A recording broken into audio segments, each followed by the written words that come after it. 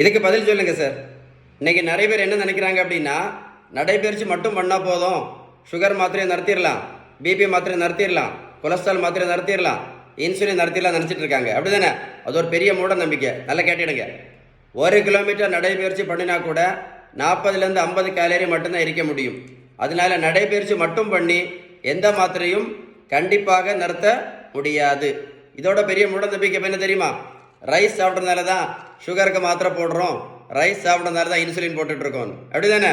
நான் ஒரு கேள்வி கேட்குறேன், பதில் சொல்லுவீங்களா? வட இந்தியாவில் அவங்க ரைஸ் சாப்பிடவே மாட்டாங்களே. வட இந்தியாவில் என்னைக்காவது ஒரு நாள் தான் ரைஸ் சாப்பிடுவாங்க. வட இந்தியாவில் எத்தனை பேர் இன்சுலின் போட்டுட்டு இருக்காங்க, எத்தனை பேர் சுகருக்கு மாத்திரை சாப்பிட்டுட்டு இருக்காங்க? கமெண்ட்ஸில் எழுதுங்க சார். இன்னொரு பெரிய மூட நம்பிக்கை, சுகருக்கு ப்ரெஷருக்கும் மாத்திரை மட்டும் சாப்பிட்டா போதும் சரியாயிரும் அப்படின்னு. அப்படி யாருக்கா சரியாயிருக்கா? சொல்லுங்களேன். இதோட பெரிய மூட நம்பிக்கை என்ன தெரியுமா? இப்போ வெந்தயம், ஆவாரம் பூ பயங்கர ஃபேமஸ். இப்போ கொய்யா இலை, இப்போ மாங்காய் இலை ரொம்ப ஃபேமஸ் ஆகிட்டு இருக்கு. அப்புறம் கிரீன் டீ, கருவேப்பிலை, கரிஞ்சீரகம் ஆல்ரெடி ஃபேமஸ் தான். அப்புறம் இது என்னது? நெல்லிக்காய் ஜூஸ், நாவல் பழம், அப்புறம் சிறுதானியங்கள். கரெக்ட் தானே? சிறுதானியங்கள் இப்போ ரொம்ப ஃபேமஸ். இப்போ சிறுதானியங்கள் இதெல்லாம் நல்லது தான். நான் என்ன கேட்குறேன் அப்படின்னா, இதெல்லாம் சாப்பிட்டதுனால யாராவது சுகர் மாத்திரை நடத்தியிருக்காங்களா?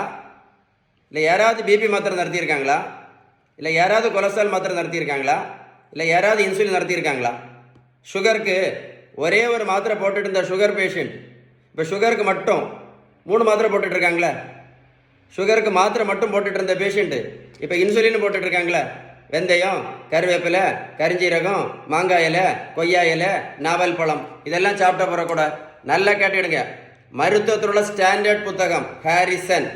இந்த புத்தகம் என்ன சொல்லுது அப்படின்னா, சுகர், ப்ரெஷர், கெட்ட கொலஸ்ட்ரால், ஃபேட்டி லிவர், பிசிஓடி இந்த 5க்குமே அவங்க சொல்லக்கூடிய கரெக்ட் ட்ரீட்மெண்ட் வந்து பேலன்ஸ்டு டயட்டு மட்டும்தான்.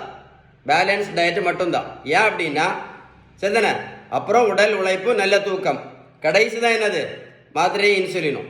ஸோ பேலன்ஸ் டயட் நீங்கள் கரெக்டாக ஃபாலோ பண்ணால் மட்டும்தான் இந்த இன்சுலின் ரெசிஸ்டன்ஸ் சரியாகும் அப்படின்னு அந்த புத்தகத்தில் சொல்லுது. இந்த இன்சுலின் ரெசிஸ்டன்ஸ் முழுமையாக சரியாகணும் அப்படின்னா, முழுமையாக சரியாகணும்னா என்ன பண்ணணும்? பேலன்ஸ் டயட்டு மட்டும்தான். ஏன்னா பேலன்ஸ் டயட்டில் தான் உங்களுக்கு முழுமையாக சரியாகும். முழுமையாக சரியாச்சுன்னா மட்டும்தான் நீங்கள் என்ன பண்ண முடியும்? சுகர் மாத்திரையும் நிரந்தரமாக நடத்தலாம், இன்சுலினும் நிரந்தரமாக நடத்தலாம்னு யார் சொன்னா? அந்த புத்தகம் தான் சொல்லுது. Remission is possible. புரிஞ்சிருக்கோன்னு நினைக்கிறேன். ஏதாவது டவுட் இருந்தால் கால் பண்ணி பேசுங்க. உங்களுக்கு யாருக்கா ஹெல்ப் பண்ணணும்னு விருப்பம் இருந்தால் இந்த வீடியோவை லைக் பண்ணி ஷேர் பண்ணிங்கன்னா நிறைய பேருக்கு யூஸ்ஃபுல்லாக இருக்கும். வீடியோ சேவ் பண்ணி வைங்க, அவர் கூட கேளுங்க. கரெக்டாக இருந்தால் மட்டும் என்ன பண்ணுங்க? லைக் பண்ணி ஷேர் பண்ணுங்க. ஓகே.